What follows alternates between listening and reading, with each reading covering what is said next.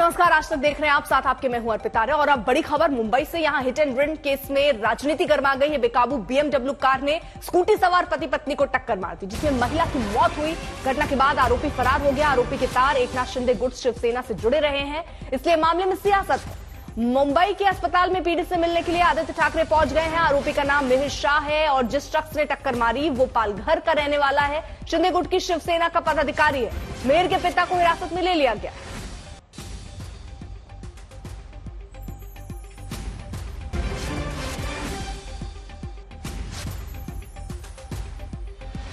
मेरे बगल में जो आप BMW लग्जरी कार देख रहे हैं, जी हाँ, उसी से आज सुबह तकरीबन 5:30 बजे वर्ली के एट्रियम मॉल के सामने कावेरी नाखवा की मौत हो गई। कावेरी नाखवा अपने पति के साथ मसगांव डॉक से लौट रही थी। दोनों वर्ली कोलीवाड़ा के रहवासी है। वहां पर वो लोग मछली और प्रॉन्स खरीद कर आ रहे थे, तब पीछे से इस BMW कार ने उनको तेज टक्कर मारी। यहाँ पर आप देख पा रहे हैं कि पुलिस अधिकारी पूरी तरह से जांच में जुटे हुए हैं और जो भी सबूत इकट्ठा कर सकते हैं वो करने का पूरा प्रयास कर रहे हैं। ऐसा बताया जा रहा है कि उसी दौरान मिहिर शाह नामक जो आरोपी है, जिसको पुलिस अभी भी ढूंढ रही है, वो फरार थे। वो उस दौरान गाड़ी चला रहे थे और अपने ड्राइवर के साथ भी मौजूद थे।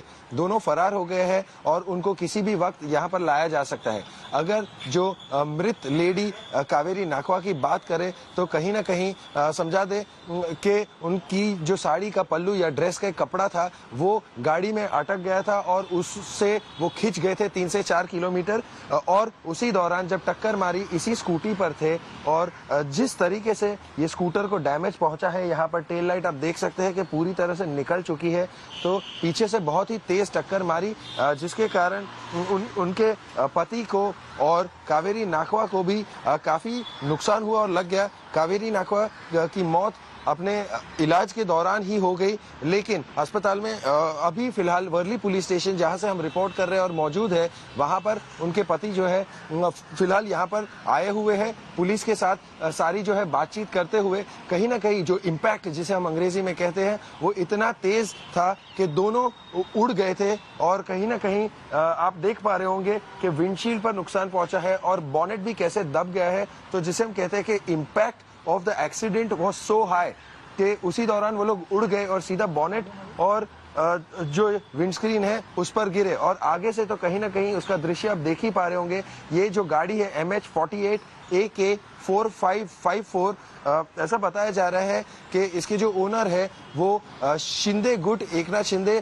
की शिवसेना के पदाधिकारी है। ये उनका बेटा जो मेन आरोपी है अक्यूज मिहिर शाह, उसको किसी भी दौरान पुलिस यहाँ पर वर्ली पुलिस स्टेशन में पेश करेगी। कैमरामैन महेश मोरे के साथ देव कोटक, आज तक, मुंबई।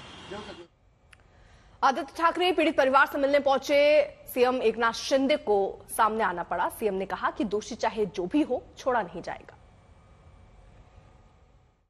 जो मुंबई में हिट एंड रन का जो घटना जो हुई है बहुत ही दुर्भाग्यपूर्ण है, दुखद है और मैंने पुलिस के साथ बात की है, मेरी बातचीत हुई है। इसमें कोई भी हो उसको एक नजरिए से देखा जाएगा, किसी को भी बख्शा नहीं जाएगा। कानूनी कार्रवाई जो है वो सख्त की जाएगी नियम के अनुसार। वो जो भी हो, कानून के सामने सब बराबर है।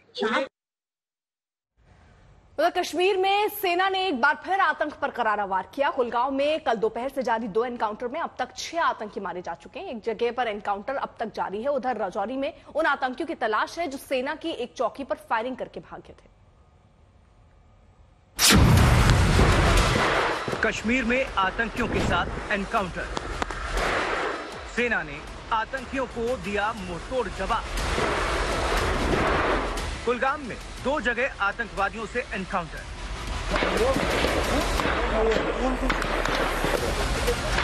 राजौरी में सेना की चौकी पर फायरिंग। गोलियों की तड़तड़ाहट से कुलगाम का यह इलाका गूंज रहा है। रह रहकर सेना और आतंकवादियों के बीच फायरिंग हो रही है। कुलगाम के इस इलाके में सेना ने आतंकियों की घेराबंदी कर रखी है। कुलगाम में बीते 24 घंटे में 2 एनकाउंटर्स हुए। पहला एनकाउंटर चिनीगाम में हुआ, जबकि दूसरा मंदरगाम में।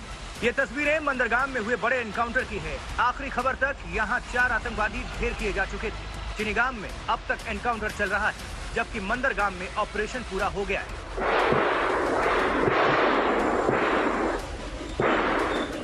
In one of the place, I think the operation has practically come to a conclusion, and the lead agency was the Indian Army, supported by other security forces.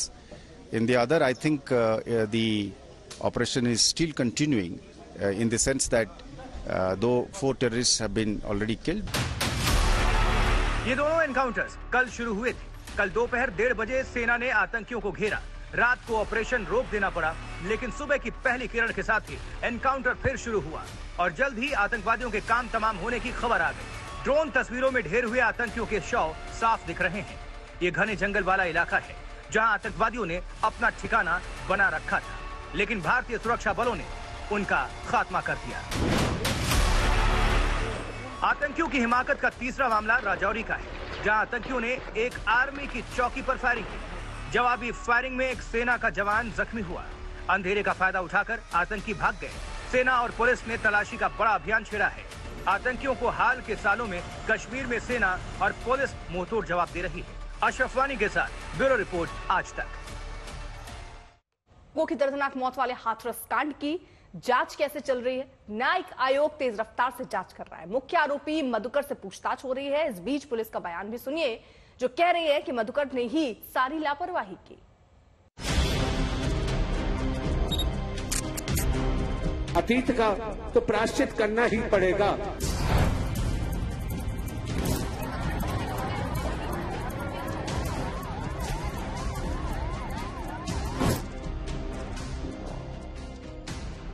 जिस हादसे ने 121 जानें ली, उसके लिए गुनहगार कौन है?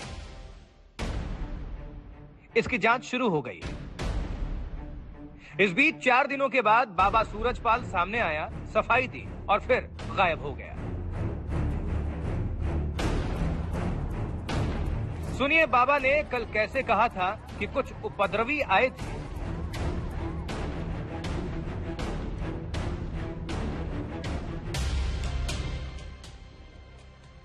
लेकिन इन सवालों का जवाब बाबा के पास नहीं है कि 4 दिन तक बाबा कहां गायब रहा। उसे हमदर्दी थी तो मारे गए लोगों के परिजनों की खोज खबर क्यों नहीं ली? उपद्रवियों ने सब कुछ किया तो बाबा ने पुलिस को पूरी जानकारी क्यों नहीं दी? 4 दिन के बाद एक बयान और फिर बाबा गायब क्यों? लाखों लोग उसके कार्यक्रम में जुटते थे, इंतजामों पर उसकी नजर क्यों नहीं रहती थी? आखिर बाबा हर जिम्मेदारी से कैसे पल्ला झाड़ सकता है? इस बीच मामले की जांच शुरू हो चुकी है। कल 3 सदस्यीय न्यायिक जांच आयोग ने हाथरस और सिकंदराराऊ में जाकर मौके की जांच पड़ताल की और पुलिस प्रशासन के अफसरों के बयान दर्ज किए। न्यायिक जांच आयोग अपनी जांच कर रहा है, लेकिन पुलिस इससे पहले ही मुख्य आयोजक मधुकर के सिर पर ही पूरी जिम्मेदारी थोपती हुई नजर आ रही है। पुलिस जिस मधुकर को पूरी तरह जिम्मेदार मान रही है, वो कुछ भी बोलने को तैयार नहीं है। मधुकर पुलिस हिरासत में है, पुलिस उससे लगातार सवाल कर रही है। देखिए मीडिया के सामने कैसे मधुकर चुप रहा। मधुकर जी, आप पर जो आरोप लगे हैं, 123 लोगों की सर जान गई है आपकी लापरवाही की वजह से। मधुकर जी क्या मधुकर बताएं। अब जरा वो भीड़ देखिए कि कैसे लाखों लोग एक छोटी जगह पर जुट गए थे। हर तरफ लोग नजर आ रहे थे। इन लोगों के लिए जरूरी इंतजाम नहीं थे, ये भी साफ है। हालात ये थे कि 80,000 लोगों की इजाजत थी, 2 लाख लोग जुट गए और टेंट लगा सिर्फ 60,000 लोगों के लिए।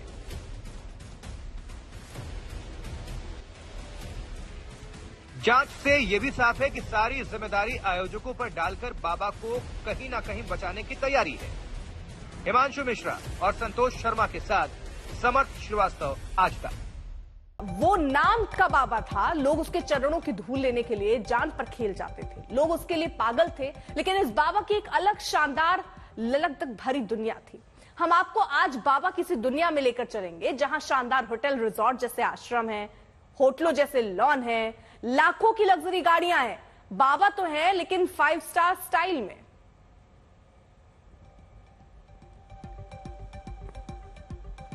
तो ये मैनपुरी आश्रम देखिए, लखीमपुर आश्रम की झलक देख लीजिए, कानपुर आश्रम कैसा दिखता है और मैनपुरी आश्रम। अलग अलग जगहों पर इनके आश्रम, लेकिन किसी होटल से कम नहीं।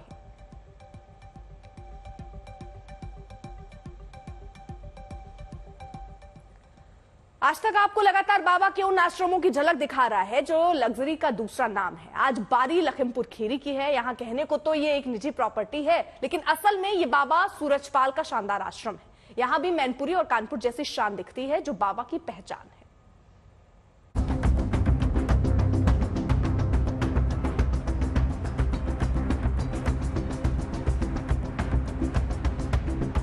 बाबा की भव्य आश्रमों के कितने राज। बाबा के आश्रम या 5 सितारा होटल, बाबा के ठिकानों के आगे रिजॉर्ट भी फेल।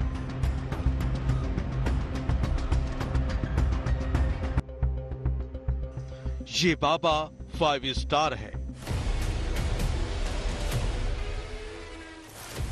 सूरजपाल उर्फ नारायण साकार हरि उर्फ भोले बाबा, आंखों पर काला चश्मा, बदन पर झक सफेद सूट। सफेद रंग इस बाबा की खास पसंद है। पैरों में चमकते काले जूते और भव्य आसन। ये बाबा लग्जरी लाइफ जीता है। ये बाबा शानदार गाड़ियों से चलता है। इस बाबा का स्टाइल अलग है। इसके आश्रम कई एकड़ जमीन पर करीने से बने होते हैं। बाबा इतना शातिर था कि कहने को आश्रम किसी ट्रस्ट के नाम पर करता है, लेकिन असल में ये बाबा के खुद के प्राइवेट ठिकाने होते हैं।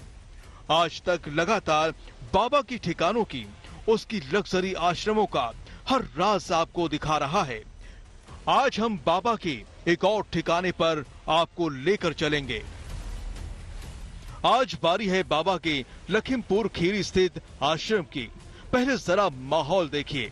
दूर तक फैली हरियाली, किसी हिल स्टेशन का सा नजारा, लहलहाते हरे भरे पेड़ पौधे, जन्नत जैसा नजारा।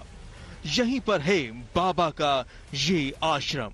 हम ठीक उस ठिकाने पर बाबा के मौजूद हैं, लखीमपुर में, जो दुधवा रोड पर पड़ता है। और पहले चैनल हैं जो इस आश्रम के अंदर, बाहर और हर जगह की तस्वीर आपको आज दिखाने वाले हैं। तो चलिए हमारे साथ और समझते हैं कि आखिर बाबा के इस ठिकाने में क्या राज छुपे हैं, कौन सी ऐसी गुत्थियां हैं जो अभी तक सुलझी नहीं हैं, उन्हें सुलझाएंगे। तो आइए हमारे साथ। आप अगर देखें तो यहाँ पर आप आते हैं, ये पूरा एक आश्रम बना हुआ है। बाबा की आश्रम के अंदर की झलक आपको दिखाते हैं।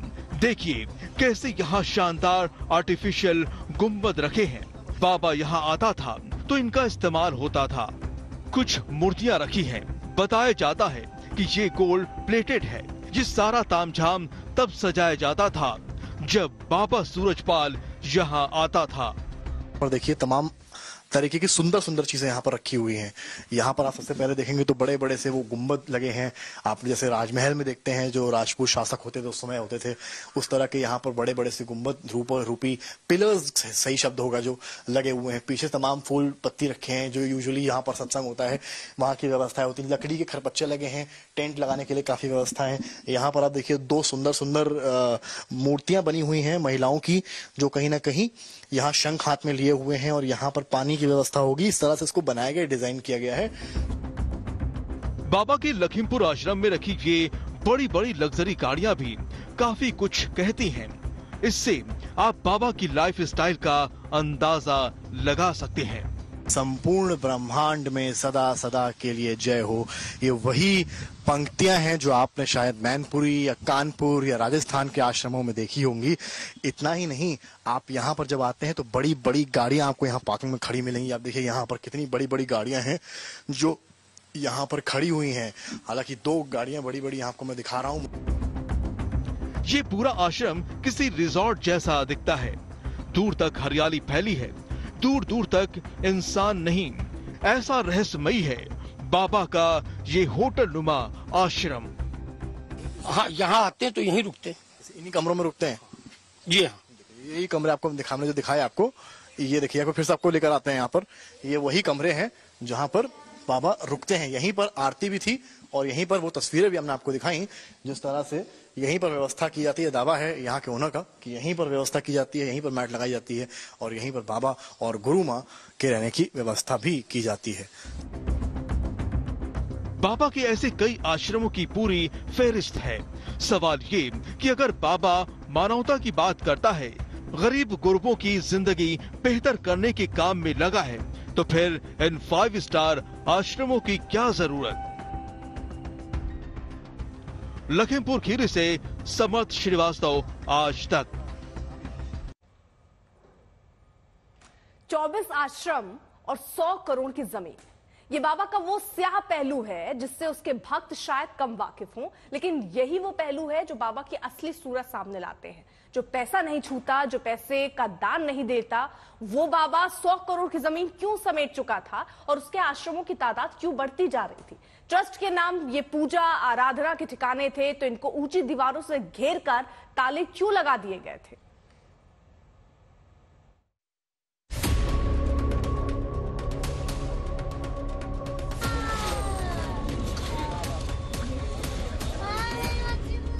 बाबा सूरजपाल के पास देश भर में 24 आश्रम हैं। हर आश्रम किसी होटल या रिजॉर्ट से कम नहीं। ऐसा लगता है कि बाबा 5 स्टार आश्रम बनाने और बढ़ाने का शौकीन था, तभी तो उसके आश्रमों की फहरिस्त लगातार बढ़ती जा रही थी।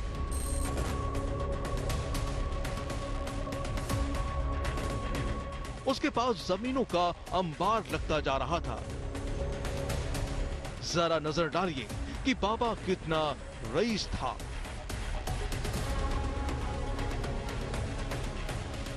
देखिए बाबा की आश्रम की तस्वीरें, ये आपको बताएंगी कि लोगों के भरोसे से खेलने वाला ये बाबा कितना रईस था।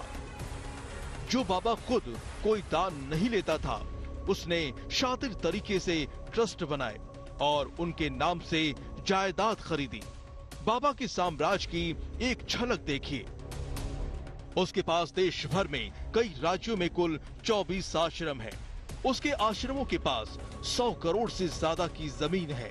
लग्जरी कारों का बड़ा काफिला बाबा के पास है। उसके काफिले में 25 से 30 गाड़ियां हर वक्त होती थीं। खुद के नाम संपत्ति नहीं खरीदकर वो स्थानीय लोगों का ट्रस्ट बनाता था। बाबा की हर आश्रम के अंदर हम आपको लेकर चलेंगे। ये कानपुर आश्रम की तस्वीरें हैं। किसी किले की तरह ये आश्रम दिखता है, बाबा के दूसरे आश्रमों की तरह। और कई फुट ऊंची मजबूत दीवार के भीतर के कैंपस में हम पहुंचे। देखिए ये आश्रम के भीतर का नजारा। करीने से सजाए गए भव्य हरे भरे लॉन, किसी होटल जैसा नजारा दिखता है। बाबा को बनाने के लिए बाबा और गुरु माँ यहाँ मौजूद हैं, विराजमान हैं। और आप सामने देखें, लिखा भी हुआ है कि ब्रह्मांड में सदा सदा के लिए जय हो, जय जयकारा हो। और यहाँ पर सफेद रंग का सोफा आप देखेंगे, किनारों किनारे फूल हैं। ऐसा लगता है मानो किसी राजा का सिंहासन हो, उस तरह से इसको सजाया गया है। और इधर अगर आपकी नजर जाए तो यहाँ आपको एक झूला भी नजर आएगा। जिस तरह से आपने कान्हा के लिए झूले देखे होंगे, यहाँ भक्ति इस कदर है कि बाबा सूरजपाल के लिए भी झूले बना दिए गए हैं, सिंहासन बना दिए गए हैं और पूरा राजकाज स्थापित कर दिया गया है। किसी भी हद से नहीं कहा जा सकता।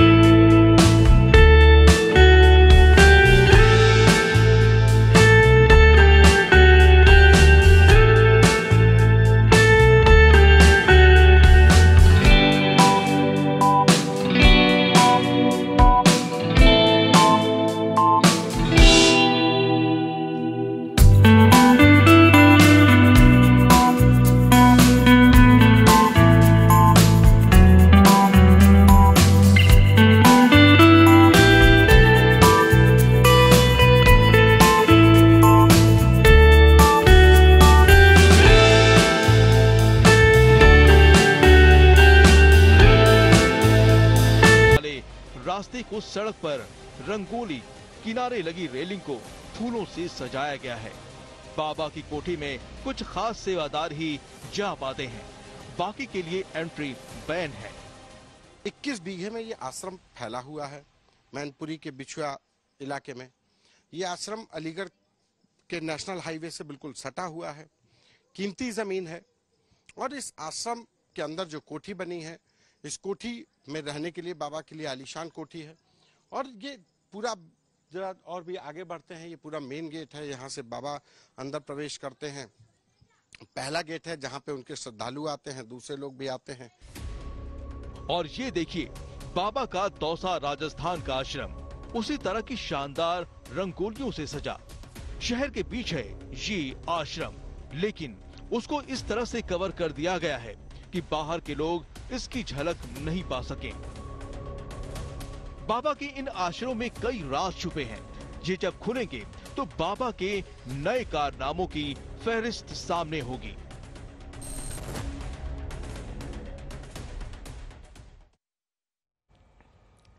तो अब किस तरह दरअसल जांच चल रही है वो हम आपको बता दें। कल न्यायिक आयोग जांच शुरू कर चुकी है। आज सत्संग में शामिल लोगों से बातचीत इस पर की गई है।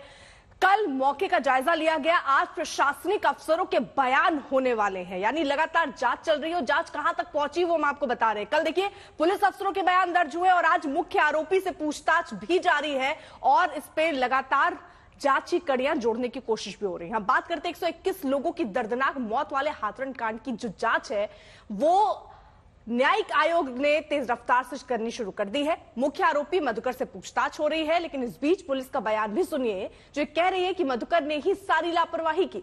सवाल यह है कि जांच से लेकर सवाल और पूछताछ तक आखिर बाबा क्यों नदारद हैं, उनकी तरफ कोई उंगली क्यों नहीं उठा रहा।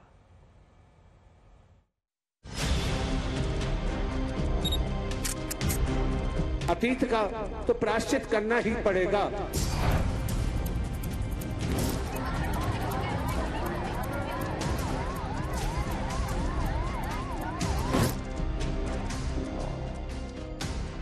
जिस हादसे ने 121 जानें ली, उसके लिए गुनहगार कौन है? इसकी जांच शुरू हो गई। इस बीच 4 दिनों के बाद बाबा सूरजपाल सामने आया, सफाई दी और फिर गायब हो गया। सुनिए बाबा ने कल कैसे कहा था कि कुछ उपद्रवी आए थे।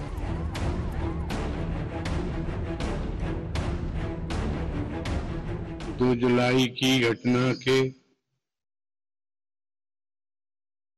बाद बहुत ही व्यथित हैं। हमें विश्वास है जो भी उपद्रवकारी हैं वो बख्शे नहीं जाएंगे। लेकिन इन सवालों का जवाब बाबा के पास नहीं है कि 4 दिन तक बाबा कहां गायब रहा। उसे हमदर्दी थी तो मारे गए लोगों के परिजनों की खोज खबर क्यों नहीं ली। उपद्रवियों ने सब कुछ किया तो बाबा ने पुलिस को पूरी जानकारी क्यों नहीं दी। 4 दिन के बाद एक बयान और फिर बाबा गायब क्यों। लाखों लोग उसके कार्यक्रम में जुटते थे, इंतजामों पर उसकी नजर क्यों नहीं रहती थी। आखिर बाबा हर जिम्मेदारी से कैसे पल्ला झाड़ सकता है। इस बीच मामले की जांच शुरू हो चुकी है। कल 3 सदस्यीय न्यायिक जांच आयोग ने हाथरस और सिकंदराराऊ में जाकर मौके की जांच पड़ताल की और पुलिस प्रशासन के अफसरों के बयान दर्ज किए। न्यायिक जांच आयोग अपनी जांच कर रहा है, लेकिन पुलिस इससे पहले ही मुख्य आयोजक मधुकर के सिर पर ही पूरी जिम्मेदारी थोपती हुई नजर आ रही है। देखिए ये मधुकर जो इसमें कार्यक्रम के मुख्य आयोजक थे, इन्होंने ही इन्हीं के नाम से परमिशन ली गई थी और साथ ही साथ ये कहीं ना कहीं इस कार्यक्रम के लिए इन्होंने फंड भी रेज करा था। तो इनकी दोहरी जिम्मेदारी बनती थी, कहीं ना कहीं बैरिकेडिंग की और वहां पे जितनी सुविधाएं प्रदान करनी थी, पार्किंग के मैनेजमेंट की इनकी जिम्मेदारी थी। पर इन्होंने जो भी सशर्त कंडीशनल जो परमिशन दी गई थी SDM साहब द्वारा, उनको फॉलो नहीं करा था, जिसके बाद इतना बड़ा हादसा हुआ। और जिस समय हादसा हुआ उस समय वहां से फरार हो गए। उधर सुनिए कि न्यायिक जांच आयोग के अध्यक्ष आज तक से कह रहे हैं कि जिसको जरूरी समझेंगे उसे बुलाएंगे और बयान लेंगे। क्या जानकारी निकल रही? कोई तो लापरवाही के प्रमुख तौर पर कौन बताया जा रहा है? तो अभी तो कमीशन में जो फाइंडिंग्स वो तो 2 महीने बाद आएंगी, लेकिन किन लोगों को आप आमंत्रित करेंगे? क्या उन अफसरों के बयान होंगे? जिसको भी हम जरूरत समझेंगे, छोटे से बड़े इंक्लूडिंग जिससे भी जरूरत समझेंगे सबसे पूछेंगे। क्या बाबा से भी पूछताछ हो सकती है सर? क्या बाबा से भी? हमें नहीं मालूम अभी क्या एविडेंस हमारे पास आ रहा। पुलिस जिस मधुकर को पूरी तरह जिम्मेदार मान रही है, वो कुछ भी बोलने को तैयार नहीं है। मधुकर पुलिस हिरासत में है, पुलिस उससे लगातार सवाल कर रही है। देखिए मीडिया के सामने कैसे मधुकर चुप रहा। मधुकर जी, आप पर जो आरोप लगे हैं 123 लोगों की सर जान गई है आपकी लापरवाही की वजह से। मधुकर जी क्या बताए? अब जरा वो भीड़ देखिए कि कैसे लाखों लोग एक छोटी जगह पर जुट गए थे। हर तरफ लोग नजर आ रहे थे। इन लोगों के लिए जरूरी इंतजाम नहीं थे, ये भी साफ है। हालात ये थे कि 80,000 लोगों की इजाजत थी, 2 लाख लोग जुट गए और टेंट लगा सिर्फ 60,000 लोगों के लिए। उस दिन पुलिस कहाँ थी? कितनी पुलिस थी कि नहीं थी? बहुत कम थी सर, ज्यादा 6 या 7 पुलिस वाले होते और एम्बुलेंस भी नहीं थी। और अग्निशमन की जो फायर ब्रिगेड गाड़ी थी उन्होंने कुछ पानी भी चलाया था 5-6 मिनट लगातार, बस ये व्यवस्था थी आगे। कैसा पानी चलाया था? फायर ब्रिगेड वालों ने पानी से ऊपर जो मरे लोग या कुछ दबे कुचले थे उनके ऊपर छिड़काव कर रहे थे पानी से। अच्छा। हाँ, ये हमने खुद देखा। मतलब फायर ब्रिगेड से लोगों के ऊपर छिड़काव हो रहा था? हाँ, छिड़काव हो रहा सर। अच्छा। नहीं तो ये फायर पुलिस वाले कितने लोग?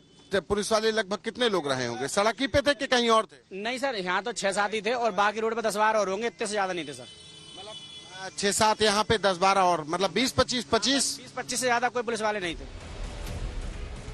जांच से ये भी साफ है कि सारी जिम्मेदारी आयोजकों पर डालकर बाबा को कहीं ना कहीं बचाने की तैयारी है।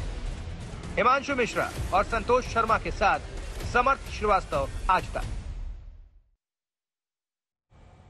तो आखिरकार जांच के घेरे में कौन कौन है, वो अब सवाल है। लोगों का हाल क्यों नहीं जाना? अभी तक बाबा चुप क्यों हैं? 4 दिन पुलिस से संपर्क क्यों नहीं रहा? हालांकि टीम वहां पर, आपको याद होगी, अंदर भी पहुंची, लेकिन ना ये पता चल पाया कि बाबा अंदर है और बाबा खुलकर सामने भी नहीं आया। इंतजाम से हर बार खुद को दूर क्यों रखा? 25 से ज्यादा 25 सालों से ये लगातार ऐसे ही यहां आयोजन करता रहा, सत्संग करता रहा, लेकिन ऐसे हादसों के लिए क्या कोई तैयारी रही? 4 दिन तक बाबा चुप क्यों रहा? ये तमाम सवाल अब बाबा की तरफ उंगलियां उठाते हुए, ना अपने ही लोगों का हाल पूछा और अभी तक खुद भी सामने नहीं आया है। न्यायिक आयोग जांच शुरू कर चुकी है। कल सत्संग में शामिल लोगों से आज पूछताछ और बातचीत भी हुई है। उनसे समझने की कोशिश हुआ कि घटनास्थल पर दरअसल हुआ क्या। मौके का जायजा भी कर लिया गया। प्रशासनिक अफसरों के बयान आज दर्ज होने हैं। पुलिस अफसरों के बयान दर्ज हो चुके हैं। कल मुख्य आरोपी से पूछताछ भी जारी है।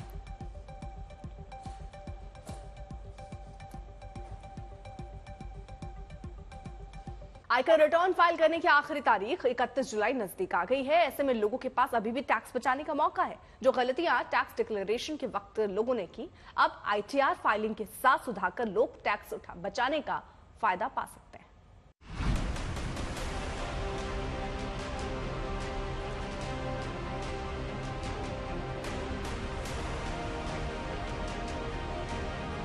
इनकम टैक्स रिटर्न भरने की डेडलाइन 31 जुलाई है। ऐसे में ITR फाइलिंग करते समय भी टैक्स बचाने के कई विकल्प टैक्स पेयर्स के पास होते हैं, लेकिन जाने अनजाने में वो अक्सर छूट के इस आखिरी मौके का फायदा उठाने से चूक जाते हैं। कई बार लोग अपने खर्च और टैक्स सेविंग इन्वेस्टमेंट के बारे में अपने एम्प्लॉयर को बताना भूल जाते हैं। ऐसे में PPF या ELSS म्यूचुअल फंड स्कीम जैसे निवेश या फिर HRA क्लेम से जुड़ी जानकारी देकर टैक्स बचाने और रिफंड हासिल करने का ये शानदार मौका हो सकता है। दरअसल आयकर कानून की धारा 80C में निवेश से जुड़े कई विकल्पों पर कुल 1.5 लाख रुपए तक के निवेश पर इनकम टैक्स छूट मिलती है, जिसमें घर की खरीद में स्टाम्प ड्यूटी और रजिस्ट्रेशन चार्ज पर भी आयकर छूट का क्लेम किया जा सकता है।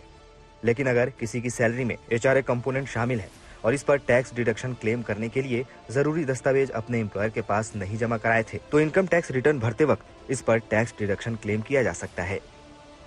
इनकम टैक्स के सेक्शन 10(13)A के तहत HRA पर टैक्स छूट मिलती है। HRA तय करने वाले वेतन में बेसिक सैलरी, महंगाई भत्ता और कमीशन आते हैं। इसकी एक शर्त ये भी है कि जिस घर में टैक्स पेयर रहता है और उसका किराया चुका रहे हो, तो इस पर टैक्स छूट मिलती है।